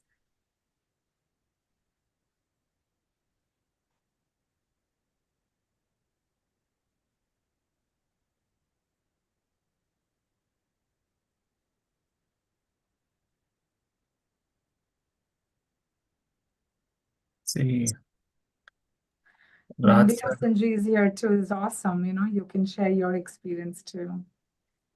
Raj sir, can you introduce yourself? I see your video on and listening us. Yes. Hello, I'm Raj Madhavan. I'm from Canada, and I have been meditating for the last 1 year. I started with PSSM, and also with Buddha CEO Quantum Foundation program Sankalp. I started with Sankalp and breath by breath, and now I am here.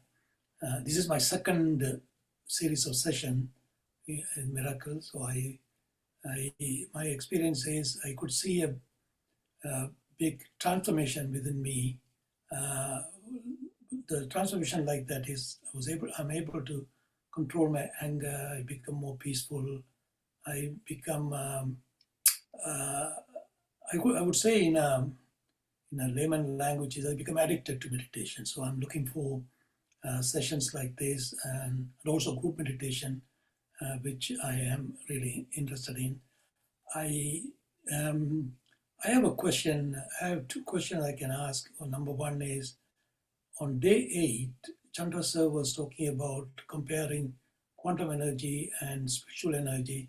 So my question is, what is the book suggested to read around that topic?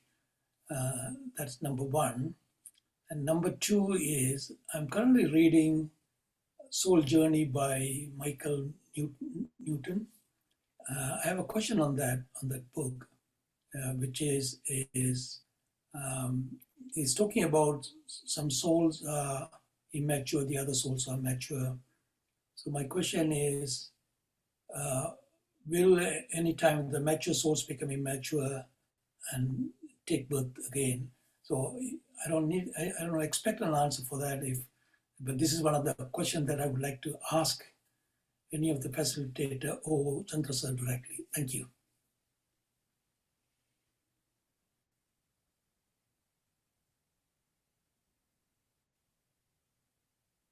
You are talking on mute. Oh, sorry. Can you hear me now, sir? Yes. It's wonderful to hear. Maybe, once you finish reading the book, you can present it for all of us. What I would say for that, for the, matured soul, when you say infant soul and a mature soul, so how do you know that is, when we practice non-judgmental, right? So you'll see some of the souls are happy doing party, doing whatever they're doing. They're not thinking, oh, this is not something I think about, or when I don't think, So you can say that those are infant souls because they still yet have a lot to experience. And whereas you'll see some of the soul in a very younger age also, again, this is what we understand. This doesn't mean that we again judge them also. Like somebody who's doing things in 20s, and you'll meet some of the gurus, will be doing these things since they're 4 years old, 5 years old. Somehow they went into it. But again, the reason we don't judge is because we don't know anybody's karmic accounts and the blueprint they come with. So for example, somebody, if you've heard the story of Milarepa, so he had killed 80 people and then became a monk in the same lifetime. And that is why we don't judge, because we really don't know who's the infant soul or who's the matured soul. The only thing what we can say is, depending on where your journey is, so nothing is a coincidence. For example, me becoming a yoga instructor or me doing this meditation, I didn't know at the time. I couldn't tell you this 2 years ago. But I can already tell the way it is resonating. It is not to show to anybody, but it's to go within and say that, wow, this is the best thing that I have, the most bliss moment. If I have to choose only one thing, this is what I would do. And I couldn't do this 2 years ago. Because then it resonates with you. Everything else around you just drops. It could be anything. It could be anxiety, it could be job, it could be your sickness. None of that would matter once we realize the path we are in. So that is one question. I hope that I answered. And as far as quantum science books, for any books that is done by neuroscientist, I think, have you heard of the book that we actually, Biology of Belief? That is by Dr. Bruce Lipton. So he talks lot about, how the science is connected to our physical reality. So that's like a good starting point in terms of understanding with meditation in yourself. If you want to learn about quantum science itself, then any physicist, any book you can look up and Google and to understand more about, because if you remember 20 years ago, if somebody said you're doing quantum physics, they were looking at, he's a nerd doing quantum physics. How like in universities, we have to do certain lectures. So people would always do like physics and biology. Quantum physics was only nerds subject. So when you read Biology of Belief, it's a good start where he talks about, how he was a quantum physicist, how he became a researcher, and then why he thought about reading this book is because he knows that when we are doing PhD and masters, that is when we are doing all these research papers and looking at it. Common layman person never look at that research. So when will this world know that what is real and what is unreal? Because you can see we're living in a world where every reels what you see is you think it's real because they are influencing your mind. They're selling you, making you a product, right? So even what is false is looking real. So in this time and age where everything is that accessible, we have more responsibility to also reach out to what is right. So when you read that Biology of Belief, what he has done is he's put all actual research in a story format. So even a common layman person can read that, And I so eternally thank Chandra sir in this Buddha CEO platform because I was also in the same rat race, right? You study and do things that you need for your job, but you really don't push yourself. And when I read that book, I was like, wow. And he knew exactly which book to tell me, because that completely changed my whole outlook towards everything. So this is where I would say, because I'm yet not an avid reader that I can give you 10,000 books, but from the experience that I have, this really helped me to understand quantum physics, why we need to know, how it relates to my personal reality. So that helped me big time. So I hope that would help you to get started. Thank you very much, Sonali, ma'am. Thank you. Yes, thank you, ma'am. Yes, I agree. I echo Sonalji. Biology of Belief, Bruce Lipton is the best book. And also Newton's Quantum book, also the Arts and Science of Meditation. Also, you can start with understand things. That is also good book to read. So coming to already Sonalji explained about the matured souls. If you read that soul journey, how it differentiate from baby soul to matured soul, infant soul. So different stages. And then next, definitely, if you Chandra sir can give more explanation. When you get a chance, you can ask in the bigger audience. So he will. Actually, I'm reading right now Soul's Plan from Robert Schwartz. So once I finish that book, maybe I'll let you know. I picked up that book before from Pyramid Valley, and I thought now I'm going to Himalayas, so I want to read that, before I go. So I'm doing my own homework here. So, but I'll let you know if something interesting comes out. I'm sure it's a great book. Thank you very much. Richa ma'am, you want to add something? Yeah, we have, just wanted to add about the book clubs that we are having. On Wednesday, the book that we'll be covering is Breaking the Habit of Being Yourself by Joe Dispenza. So you can join and reap benefits from there as well. Yeah, I think Murugan sir should join that book club too. That'll really help. Yeah, most definitely I'll make my time to join that. Because yesterday I joined the book, the autobiography of Yogi. That was really good. Since I started reading the book, so this gave me a guidance when So I'll try to join the next session also. Great.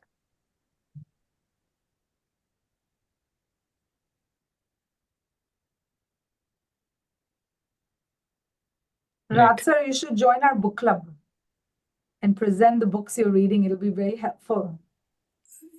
I will do it. Yeah, reach out, whoever, whenever you, I don't mean to put a pressure, it's just, because but somebody who can read and is passionate about it, you'll realize, I never thought I could do, but when I did it, I realized, as Benjamin Franklin says, you talk to me, okay, I listen, you teach me, I may remember, but when I get involved, that's when the real learning starts. So when you start presenting and talking, you'll realize that it'll really help you immensely personally. I say this from my personal experience, because I was thinking, I'm working full time. I don't have time. I'm not a reader. I'm not a speaker. But the moment I started doing slowly, I realized that it only helped me personally. So that's why, since you're already doing, it's your passion, you already have so much experience, a lot of people will benefit. So definitely reach out to our book club coordinator, and just, they do it in months in advance, so you can plan your schedule accordingly.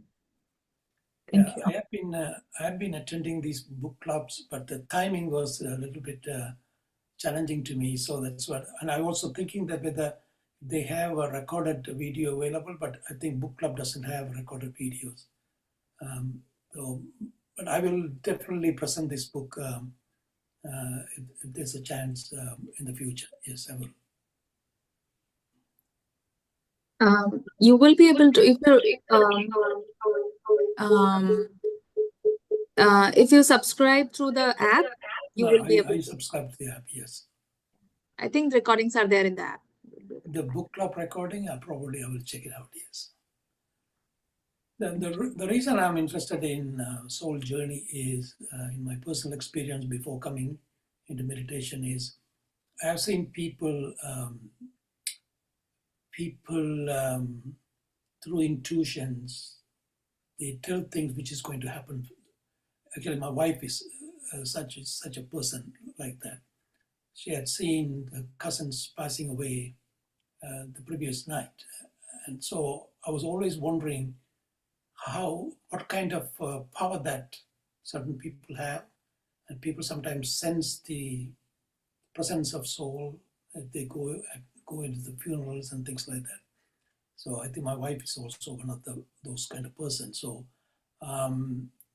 so she experienced the vibrations of the presence of soul, so which really made me to understand, know, read, and increase my knowledge about the soul science and everything. So this made me to read this book. This all happened. No, I'm sorry. The book I was introduced after meditation, but this experience happened to me before even coming to meditation. So I have that kind of, but I'm not in that kind of a person with that ability or power. So I consider myself is like an immature soul, and my wife is a mature soul.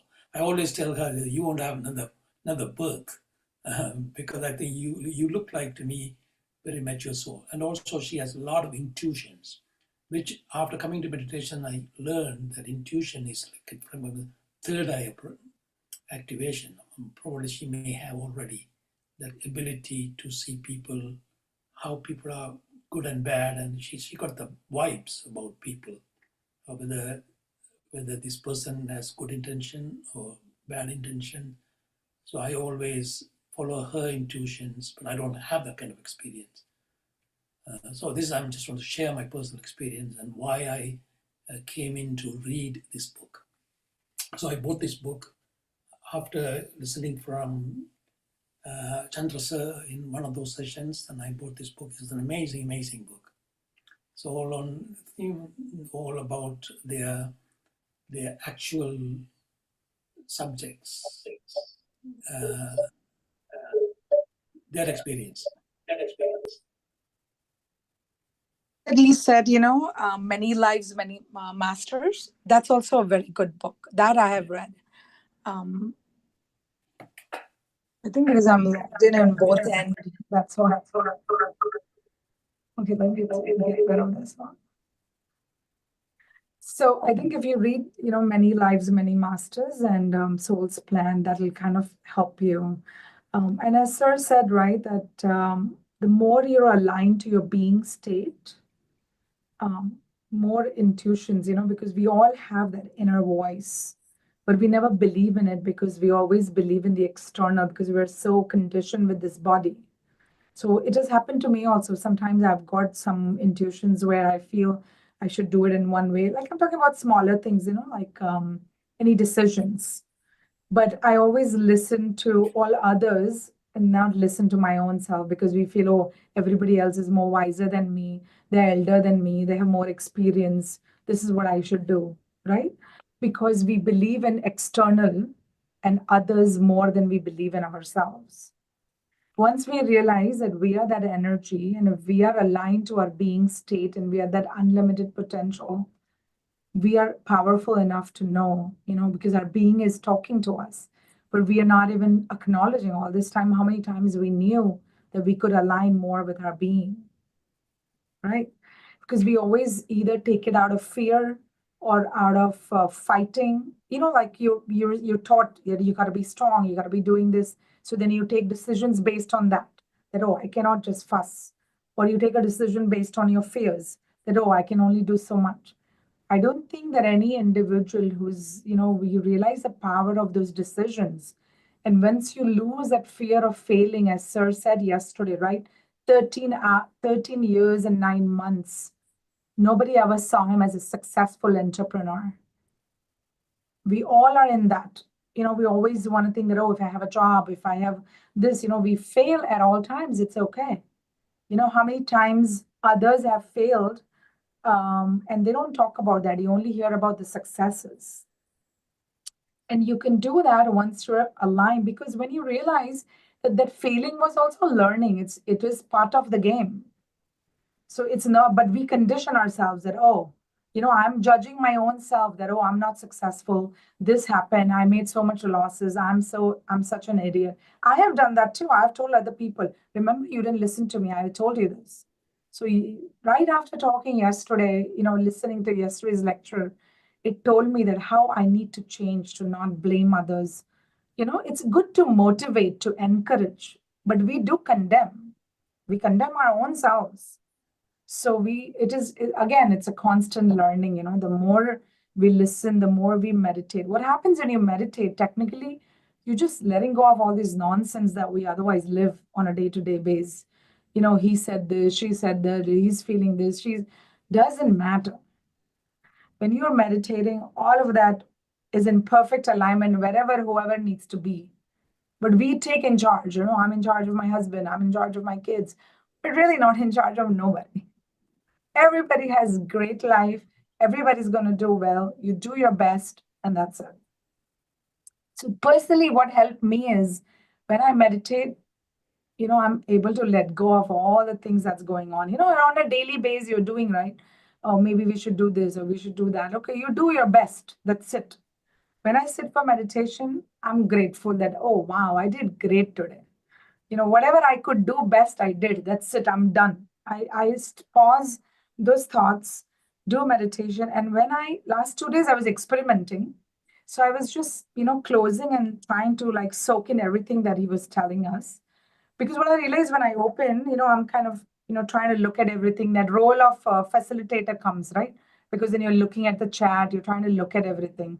So I wanted to experiment because, these are very close topics to my heart. So when I closed my eyes and I was just listening, closing my eyes. So I was still meditating, but I was just listening to him. And I realized that it was so amazing. I felt as if it was like a nourishment for my soul. I was soaked into each word and I've heard it over and over, but it did because I was full concentration, I was listening. So that's why I always tell dear friends, re-listen, his sessions again and again, because every time you listen, you'll hear something else, that wow. And then we don't change anybody else. We just change ourselves, and then everything else will happen. As you said, right, that you are already telling your mind that your wife has better intuition. So I listen to her. So you are kind of underestimating and underjudging yourself, right? You're the same energy as her. It's great that you can see that in her. But with you, it's not like a linear progression. That's what another thing to understand. That just because somebody's done this for 20 years, it's great. You take motivation. But it's not necessary that you're also going to take that 20 years. It can happen like this. You don't know that. So that is the beauty about, being with that state and you never know, what's changing in you, because we're again, putting all these analytical thoughts. Oh, maybe I was sleeping. Maybe I was here. It was not that way. I'm not that, I'm still this. We all have this conditioning, right? We don't want to flow. Anything that we have, we again think about it. So I've learned one thing, that just let it flow. You just go with the flow.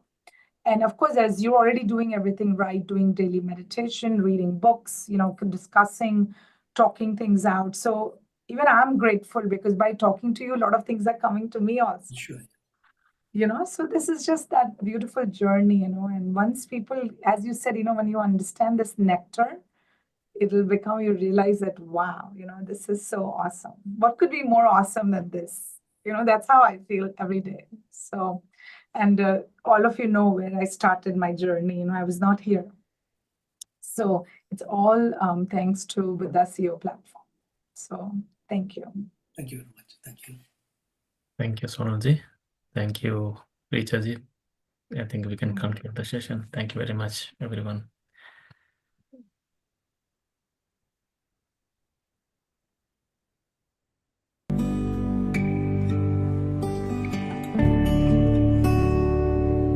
Sorry, I took so much longer. I didn't realize. It's already late, right? It's a long session. Yeah, friends, always feel free to leave whenever you have to. This platform is also recorded. Thank you, Richard, ma'am. Thank you, sir.